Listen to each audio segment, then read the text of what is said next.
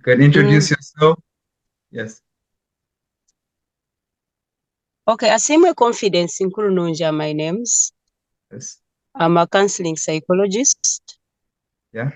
I do counseling, general counseling, but I have a passion for addiction counseling. Yes. Or general mental health. Yes. I have done this work since 2010, working with people affected, both people, the clients themselves and their families. So it is a place I am so passionate about as I live my life on a daily. It is something I do and I feel the satisfaction. That's great. Thank you. I'm also very grateful for meeting you. I feel like that was the beginning of this change and evolution ever since I met you. Please call you my guardian angel. What? It's true. You gave me my confidence. Wow. Yeah, just like your name. Got my confidence back, and I'm grateful. And I'm happy you keep helping like us. So you can start with the question. Yeah. Misinformation and the stigma. Yeah, the questions are. I can say them for you. Misinformation. Yeah, yes. You can say the questions and then I will talk because I don't have them. I don't have the screen to show. Oh, no problem. The misinformation and stigma about therapy, about drug and substance in the community. Yes. What I have come across is the fact that very many people actually do not have the facts of even knowing that addiction is a brain disease. Exactly. To some people, it is a character flaw. And they imagine if it is something someone drinks and puts them in trouble, so they should have the power to just wake up and stop. So that misunderstanding or that lack of knowledge is what increases the stigma, not in every group of people, but many people, including the elite. If they have not encountered a person, a family member who is struggling, it is hard for them to accept that that is a disease that someone has no control over.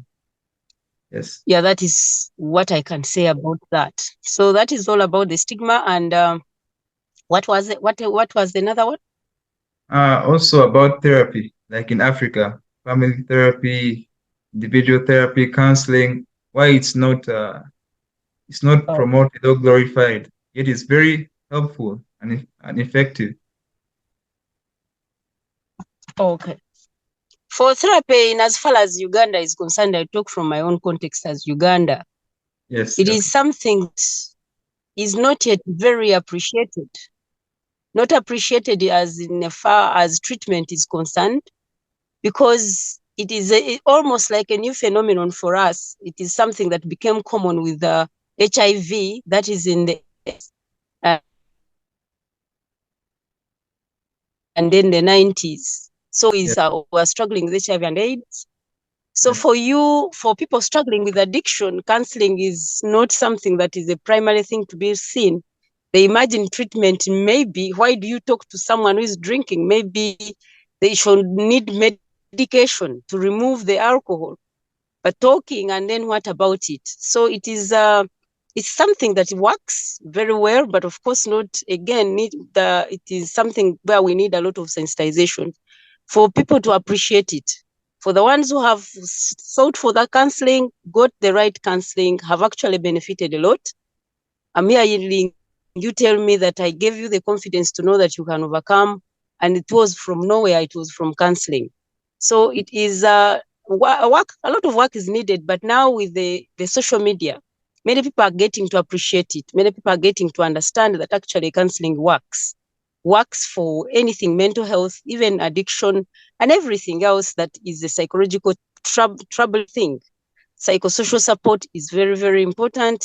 People have started to appreciate it, but it will take a while for us, the Ugandans and the Africans, maybe at large, to take it to that level of respect, of knowing that you really need to seek for the service and pay for it, just like how you go to the hospital and buy and pay for your medication. Yeah, and on retrospect, even for us addicts in recovery who have gone to rehab, there's a stigma we have, and it also comes with the family image. Like, yes, you have a problem, let's keep it a secret. Let's go to church. Like this. Then if rehab is like the last solution, still, even when the client is out, they have that of maybe this is an addict or failure or whatever, black sheep. And it really affects us, our confidence, work in life, even family. Because now they have to keep a secret, you know? Everything has to come to the light. Yes, yes. So I think that's what has made people Yes. either relapse or not be as productive as they could be. Yeah. Okay. As they could be. Okay. I understand that.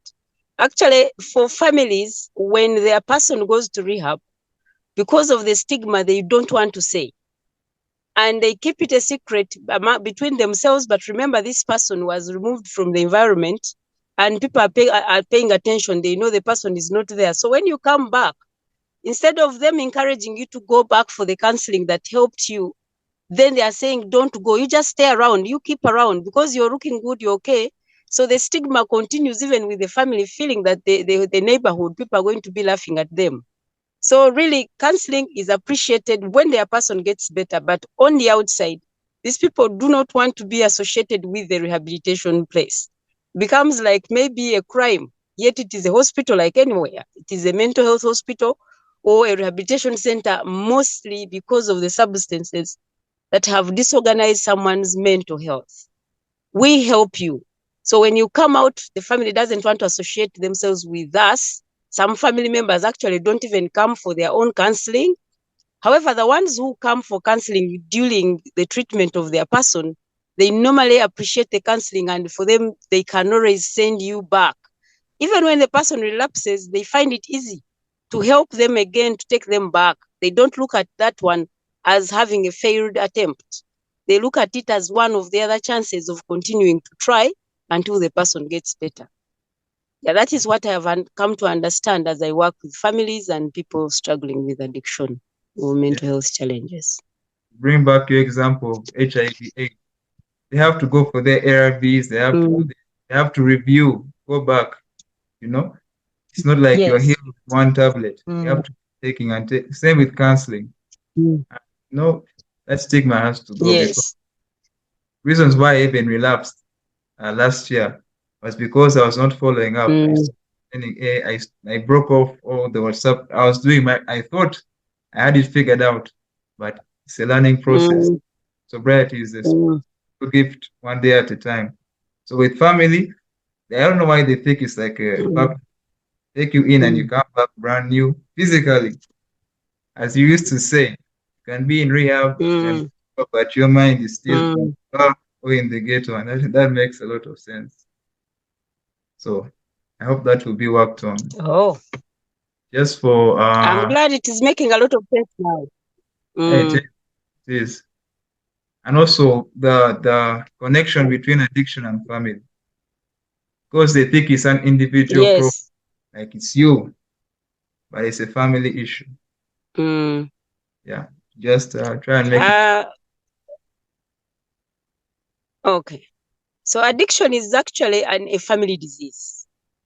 Why do I say it is a family disease? Although it is one person in the family who is struggling, the whole family is not settled.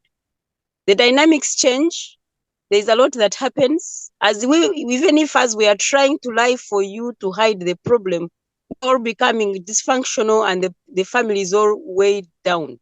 So when the family does not appreciate that we also need help and we shouldn't be hiding, just like you started on a note of saying that for the people who have HIV, are reminded to go for their ARVs. For the people who are hypertensive, are reminded to go and visit their doctor periodically. If it is cancer, it is okay to go and receive whatever medication you need to get. So we would like to get to the level of whereby people appreciate that also the addict, just like any of those other people suffering from chronic illnesses, should also seek for their medication, for their counseling periodically and without any fear, with feeling stigma, and with the families knowing that it is not their fault that this person got addiction. It becomes a family disease. People learn to lie. people become some families